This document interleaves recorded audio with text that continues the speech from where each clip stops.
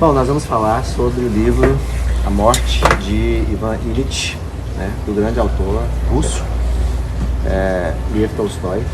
Esse que é um dos clássicos, considerado uma das melhores novelas já escrita. É um livro pequeno, menos de 100 páginas, mas porque ele é atemporal. Ele fala sobre a morte e o sentido da vida.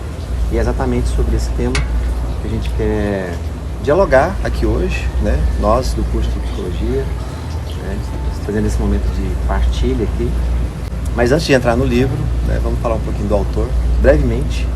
Né? Tolstói, ele é considerado um dos maiores da literatura clássica, da história da humanidade. O que mais me encantou na vida dele foi exatamente essa sede pela verdade.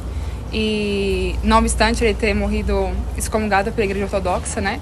Ele tem um rompimento ali com a igreja ali, interessante. Foi quase que uma própria decisão dele, de certa forma. Sim. Né? Porque ele foi para esse cristianismo mais radical e que se, de certa forma, distanciava um pouco do ortodoxo. E vale lembrar que essa obra de Tolstói foi escrita após essa conversão dele a esse cristianismo. E após uma crise moral também que ele teve. Mas se você pega a fala da Tânia aqui, por exemplo, ele gostava muito do Sermão da Montanha. E você observa essa dinâmica ali no livro, né? Especialmente ali na figura do servo, né? Sim, sim. Do Gerasi. Ele tinha esse perfil ali, né? Do homem humilde, manso, simples, Sim. né? Desprezado pelas outras pessoas. E era uma figura central ali. Ele foi central Ele tem muito a ideia do serviço, do ministério ali, né? Da compaixão, do se dobrar. Dentro dessa obra que nós estamos conversando, eu achei super interessante, fiz até uma ligação com o Frankl, quando ele diz no seu livro Em Busca de Sentido que a morte não retira o sentido da vida, mas sim confere o maior sentido. Só que se ele tivesse colocado sentido, na minha opinião, igual você falou, desde o início, talvez as relações dele não tivessem sido só com pessoas importantes, como ele sempre prezava, né? Uhum. Então assim, Até portanto, quem cuidou e teve mais próximo no fim não foram os importantes tidos por ele, né? Os mais importantes foram saindo, né? Os mais importantes foi se deslocando a vida dele, fazendo piadas, só querendo jogar e tudo mais. Se ele tivesse colocado sentido nas amizades, sentido até no próprio casamento, o casamento dele, assim, tá bom pra mim isso aqui. Então as pessoas vão viver com mais respeito, eu vou ter uma vida digna, que a gente sempre fala, né? E assim, pra mim tá tudo bem. Só que depois não teve sentido no início, não teve sentido no meio também. Eu acho que você entrou num ponto interessante. Ele chegou a gostar da esposa dele. No comecinho, né? A gente estava conversando sobre isso mais cedo. Né? Antes da primeira gestação, se apaixonou por ela. Estava falando sobre o casamento. Assim, começou como uma relação bonita, não é? Isso. A partir de um certo ponto, onde a esposa dele, por ciúme, começou a ter atitudes verbalmente agressivas para com relação a ele. E a relação dos dois foi piorando a partir daí. E o Ivan, ao invés de procurar estabelecer um equilíbrio, procurar resolver as coisas, conversar, ele passou a ter uma atitude evitativa para com a esposa. Então, para fugir dessas situações, desse ambiente, ele passava mais tempo no trabalho, passava mais tempo fazendo qualquer outra coisa que não fosse ir para casa, para não ter que lidar com a esposa. E a partir disso, começa uma degeneração e uma morte na própria relação da família, porque com isso, os filhos vão presenciando esse afastamento do pai e o modo como a mãe trata ele. E lá na frente, quando ele fica doente, eles, ao invés de enxergar o próprio pai com um olhar mais humano, de uma pessoa que está sofrendo, que está padecendo de uma doença, eles olhavam para ele como uma pessoa irritante e inconveniente. Só que vale lembrar que foi nesse próprio momento em que o filho mais novo entra no quarto com a mãe, e ele tá no momento final dele, mesmo de morte, é que ele olha o filho chorando, se compadece pelo filho, se compadece pela esposa, e naquele momento ele se abre à vida, ao mistério, porque realmente a vida é um mistério de morrer mesmo para si, né? Como fala, evangélico, né? É morrendo que se vive para a vida eterna. Então por isso que a gente, ao menos eu tenho essa visão, de que a eternidade começa com o nosso nascimento, né? A gente nasce para não morrer mais. Entramos na eternidade. E o engraçado também da esposa dele, uma atitude dela que ela vive naquela negação, né? Ela desejava a morte dele o tempo inteiro, ele sofrendo, ela desejava a morte, mas quando ele morre, ela finge que ele não morreu. Ela fica basicamente assim, negando mesmo, né? Ela vai pensar em outras coisas, a pensão, isso e aquilo. Eu fiquei até pensando nesse desenrolar da história aí, quais interesses que pautam a nossa vida e que nos levam a dar sentido, né? Porque os interesses aqui, principalmente da esposa, é totalmente financeiro, que de certa forma não confere total sentido à vida, né? Você percebe que todos os relacionamentos que ele construiu na vida tinha algum tipo de interesse? Interesse, justamente. Ele queria subir na carreira. E ele era dedicado. Ele não era uma pessoa ruim. Ele era um bom aluno, ele tirava boas notas. Ele era um juiz justo, mais soberbo. Mas assim, era tudo por interesse, né? Até o próprio casamento. Justamente. Inclusive, ele assumiu o casamento justamente porque ele seria mais bem visto na sociedade como um juiz em um relacionamento estável. E ela era a mulher de maior Mais bonita, relevância ali, né? Ela era mais bonita, então... Falando em questão de interesse, no começo do livro ainda fala. Assim que eles ficam sabendo da morte, quem que vai assumir o cargo dele, né? Era tudo uma fuga ou uma busca de molde para se conformar com o que é socialmente aceito pela maioria das pessoas. Eu acho que essa questão que a gente está falando aqui do baile de máscaras, que parece que a vida do Ivan foi só mesmo uma fachada. E eu acho que essa foi a intenção de Toy Story também, de nos fazer refletir sobre a nossa vida também, né? Acho que essa é a arte em si, na literatura, a arte, ela traz isso, né? Essas reflexões. E quantas vezes eu também vivo de aparências hipocritamente, né? O que realmente dá sentido à minha vida, em que eu me responsabilizo. E é isso, a mim foi um exame de consciência ler esse livro. Uma coisa que eu pude perceber na leitura também, que ele não aceitava a morte. Para ele foi um movimento muito dolorido, muito doloroso. Que a dor que ele sentia também era uma dor moral. Eu acho que é o que mais pesava. E a gente tem isso.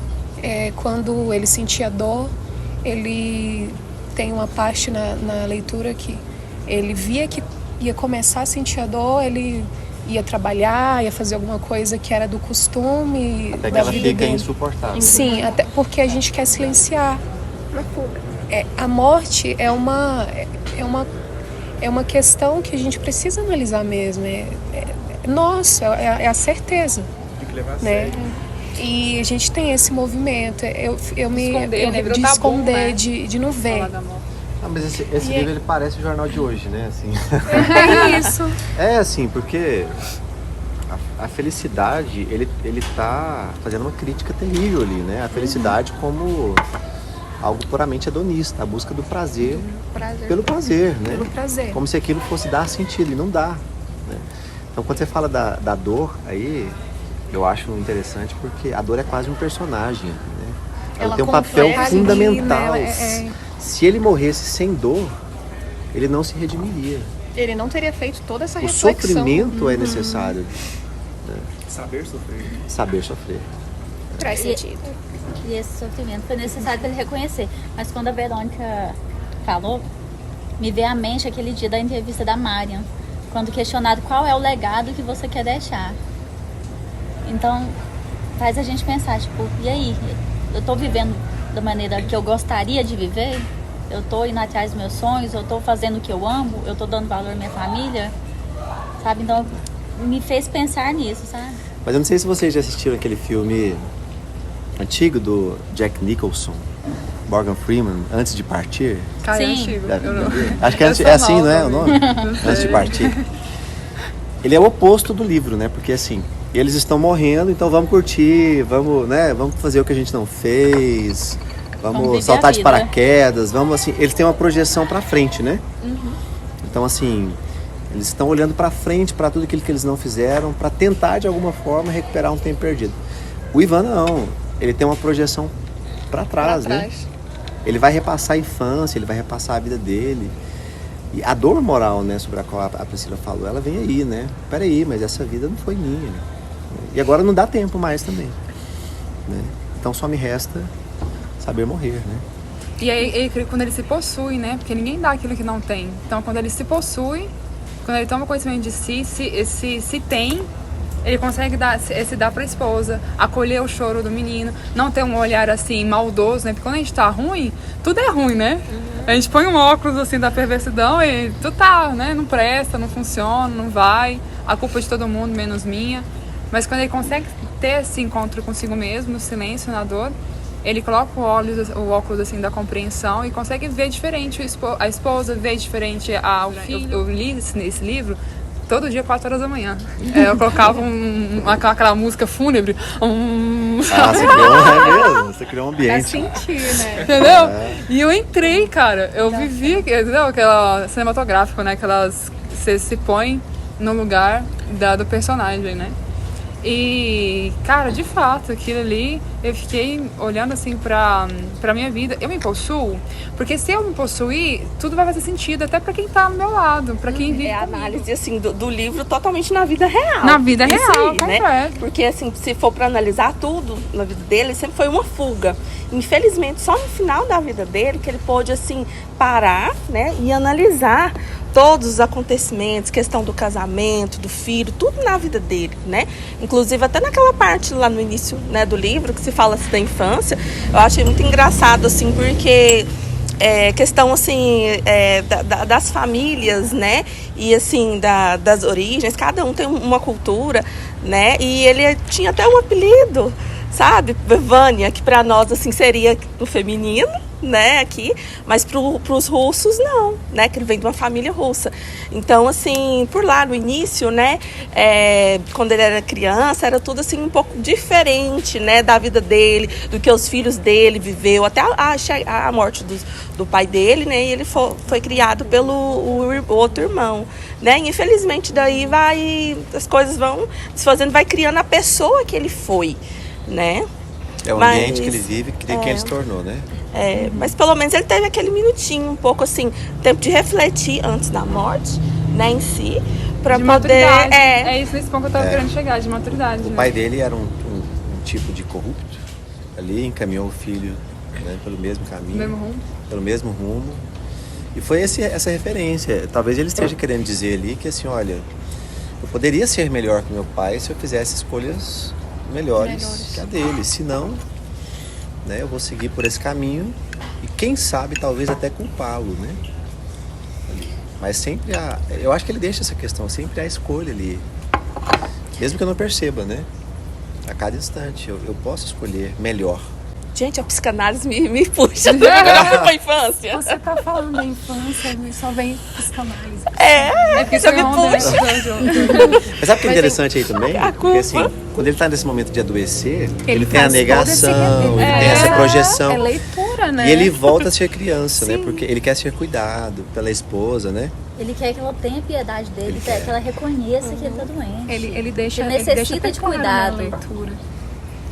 Mas ela também é uma mulher frágil nesse sentido, né? Todos eles são, né? Todos são. E quando ela precisava de cuidado durante a gestação, ele não deu presente. também. Muito bem. Então, olhar muito bem. Mas nem foi por isso, porque briga com ele, até quando o Caio falou, deixei passar, no problema assim, no quesito matrimônio, né, tem que ter toda aquela comunicação e tem todo o tripé, né, dentro da família.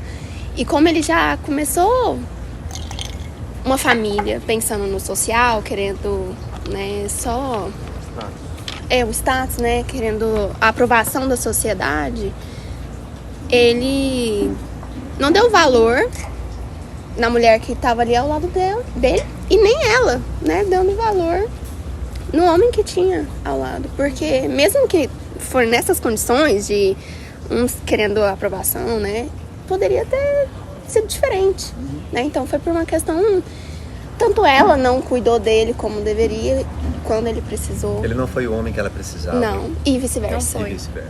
Porque inclusive ela teve aborto, né? E Sim, ele perdeu duas crianças e ele nunca esteve presente.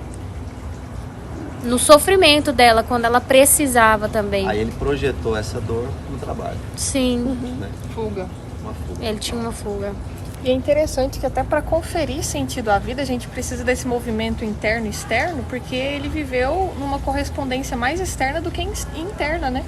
A correspondência do alto padrão que tinha ali, das pessoas que o circulavam. Até a casa dele tinha que ter uma decoração que era de acordo com a cultura, né? E que era igual a todos os outros, né? Em todas as casas, né? Justamente. Nossa, essa frase assim. Todos E iguais. E é perceptível que isso não conferiu o mesmo sentido para a vida dele, né? Porque depois ele se questiona no fundo Não, e ele foi o existencial. ponto da ruína. Do Assim, tombo dele. eu acho que o Tolstói ele teve uma sacada sacana ali, né? Porque ele morreu de uma forma muito estúpida, né?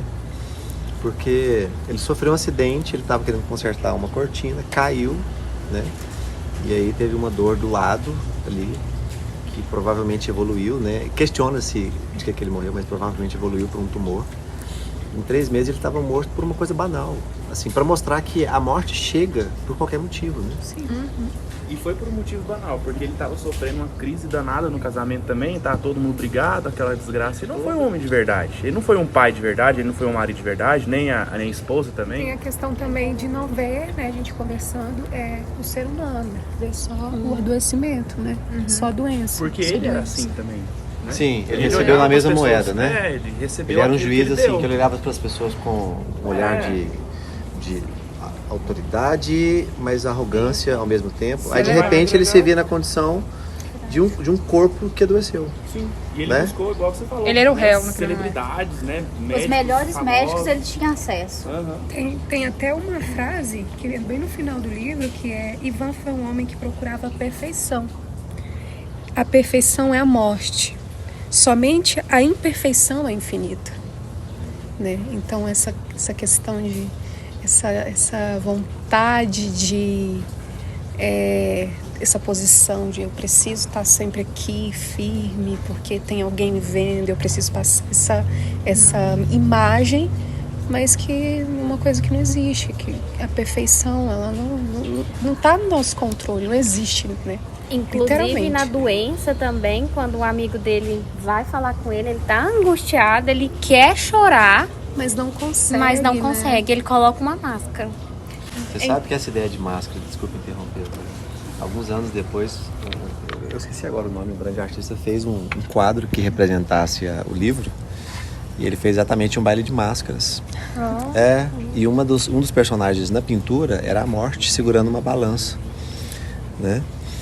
Mas exatamente porque a novela de Tolstói ali, ela é um grande baile de máscaras, né? Ninguém se conhece, ninguém sabe, as relações são vazias, né? O narrador, ele tem esse olhar de penetrar o pensamento das pessoas, ver que as pessoas são todas superficiais demais, buscando seus próprios interesses. A única pessoa, novamente, né, contrastando com o restante de toda a sociedade, que se contrastava buscando o interesse do outro, era o servo, que era assim. É interessante fazer essa leitura assim nas curvaturas, o batimento cardíaco, ele é um alto e baixo, né? E ali, portanto, a vida está pulsando nesse pulsar da nossa vida alto e baixo.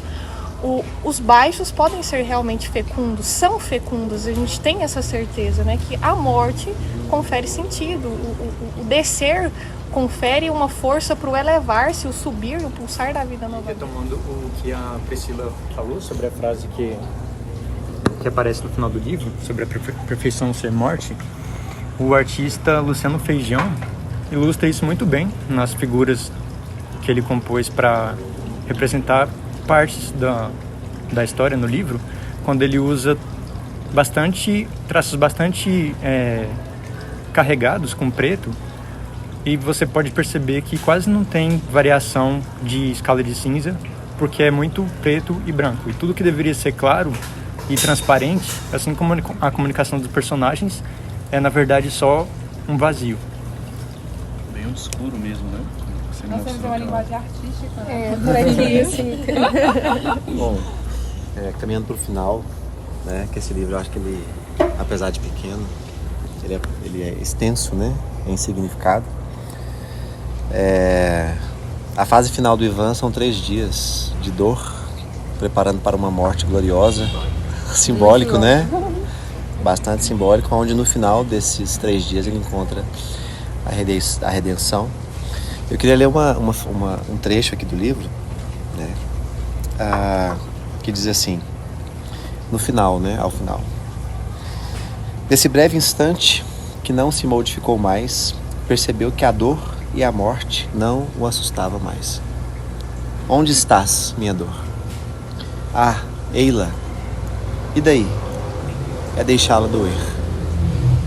E a morte, onde está? Ele não tinha mais medo, pois também a morte desaparecera de sua frente. Em lugar dela, ele via a luz. Então é isso, exclamou de repente em voz alta. Que alegria! Acabou, alguém disse. Ele ouviu a palavra e repetiu-a na alma. Acabou a morte. A morte já não mais existe, ainda pensou. Ele aspirou profundamente e morreu. É um final maravilhoso, né? Com certeza. É o sentido. E aí a gente pega e morre junto, né? A gente morre. Considerações finais. Eu acho que a gente é chamado a viver essa vida de morte constante, fecunda, profunda e não ter medo dela. Acho que é a mensagem principal que fica aí. O sentido tá aí, né? O sentido tá aí.